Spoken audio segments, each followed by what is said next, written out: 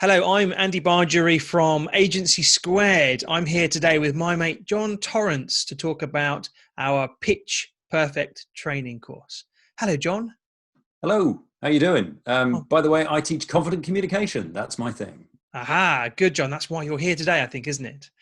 Yes. So, John, we wanted to introduce some of the key themes from the Pitch Perfect training course on these short videos. And the one we want to talk about today is injecting a bit of humor, earning a smile. So Mm. why is that relevant or important to those that want to become a better communicator? It's a possible way for the audience to like you, which is a big deal. If they feel good about you and they trust you, then they're much more likely to invest in you. And that moment of humor, whatever form it takes, could be the key to accessing that. Aha. Now, John, this might seem easy to you as a stand-up comic or ex-stand-up comic, but for most of us, the thought of trying to inject a bit of comedy into our presentations is a little bit frightening.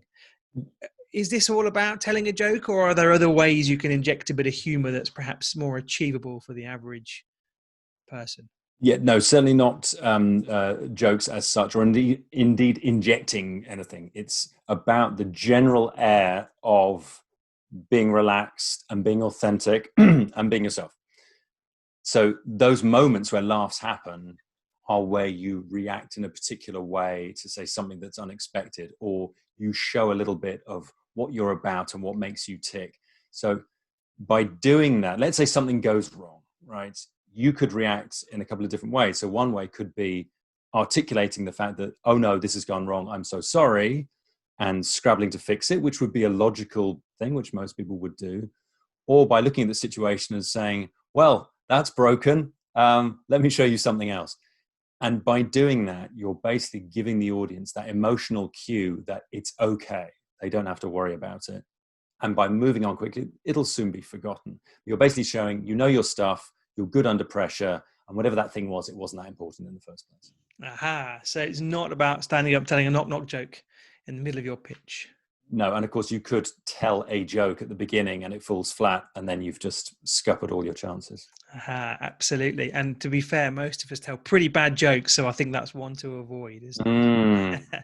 How else can you inject humor? How can you make people smile in a pitch environment? Well, what I like to do, which has taken a lot of experience, I guess, is to react to things in the moment and to talk about things maybe in the room, which is a tricky one, but it's learning and developing uh, your responsiveness to what happens around you.